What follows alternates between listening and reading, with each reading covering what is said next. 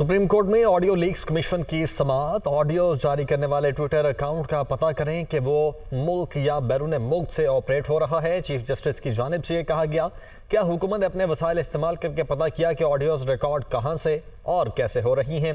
Call recordings कौन कर रहा है और जारी कौन कर रहा है? चीफ जस्टिस का अटॉर्नी जनरल से इस्तफसार। पहले इन ऑडियोज पर जजेस की तस्दीक की, फिर कहा इन ऑडियोज के सच्चे होने की तहकीक करवा लेते हैं। चीफ जस्टिस की जानिब से यह भी कहा गया, वाह क्या खूबसूरत तरीका है और अदलिया के साथ क्या इंसाफ किया जा रहा है। आमिर सईद अब्बासी ने हमें ज्वाइन किया है। आमिर, समाअत का हवाल बताइए।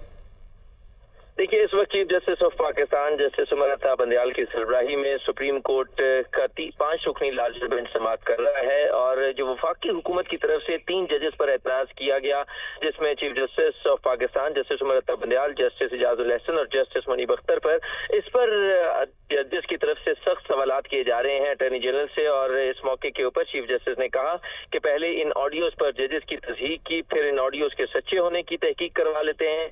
इस पर चीफ जस्टिस उमर बंदयाल ने कहा कि वाह क्या खूबसूरत तरीके से अदलिया के साथ इंसाफ किया जा रहा है।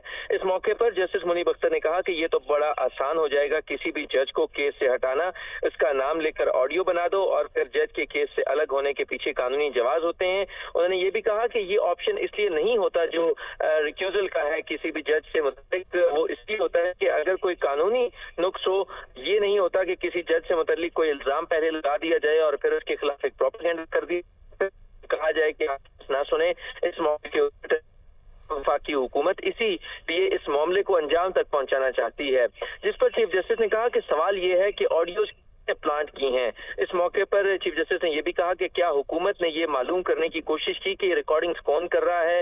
इस मौके पर अटॉर्नी जनरल ने कहा कि हुकूमत कमीशन के जरिए इस मामले को भी देखेगी। ताहम अटॉर्नी जनरल ने कहा कि कॉल्स कैसे रिकॉर्ड की गई कमीशन के जरिए तमाम अवामिल का जायजा लिया जाएगा, लेकिन अभी फिलहाल ये मामला इंतहाई इब्तदाई सतह पर है। अटॉर्नी जनरल ने यह भी कहा कि वफाकी हुकूमत के मुताबिक ये ऑडियोज मुबैना है और यही बयान देखा जाना चाहिए कि ये अभी तस्दीक नहीं हो सकी कि ये ऑडियोज दुरुस्त हैं या नहीं, लिहाजा इस मामले के ऊपर काबीना के अलावा किसी वजीर का जाती बयान हुकूमत का बयान नहीं होगा। जस्टिस मुनीब अख्तर ने कहा कि अगर वजीर खजाना कुछ बयान दे दे तो क्या ये भी समझा जाए कि वो हुकूमत का हिस्सा नहीं है। इस मौके पर अटॉर्नी जनरल ने कहा कि कोई मामला अगर सुप्रीम कोर्ट के तमाम जजेस से मुतल्लिक निकल आए फिर ये नजरिया जरूरत पर अमल हो सकता है। अगर तमाम जजेस पर सवाल हो फिर भी कहा जा सकता है अब किसी ने तो सुनना है। ताहम इस मौके पर जस्टिस मुनीब अख्तर ने कहा कि बेनजीर केस में बेंच पर एतराज नहीं हुआ था, क्या इस केस में जजेस ने ठीक फैसला नहीं किया जिनकी कॉल टेप हुई। इस मौके पर अटॉर्नी जनरल ने कहा कि वफाकी हुकूमत का जो केस है वो तासुब का नहीं है बल्कि मफादात के टकराव का है, कॉन्फ्लिक्ट ऑफ इंटरेस्ट का है। चीफ जस्टिस ने कहा कि क्या ये एतराज सिर्फ जुडिशियल कार्रवाई पर बनता है या इंतजामी उमूर की अंजामदेही पर भी, क्योंकि ये कहा गया कि चीफ जस्टिस को बाईपास करके जो सुप्रीम कोर्ट के जजेस पर मुश्तमिल इंक्वायरी कमीशन तश्कील दिया गया है।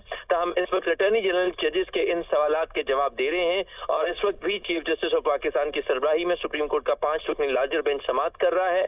ऑडियो लीक्स इंक्वायरी कमीशन को काम से रोकने का जो मामला है और इसको मुकम्मल तौर के ऊपर कलअदम करार देने का जो मामला है, इस पर केस की समाअत जारी है। सुप्रीम कोर्ट पहले ही इसके ऊपर स्टे ऑर्डर के जरिए अमल दरामद रोक चुकी है और इंक्वायरी कमीशन को काम से रोका जा चुका है।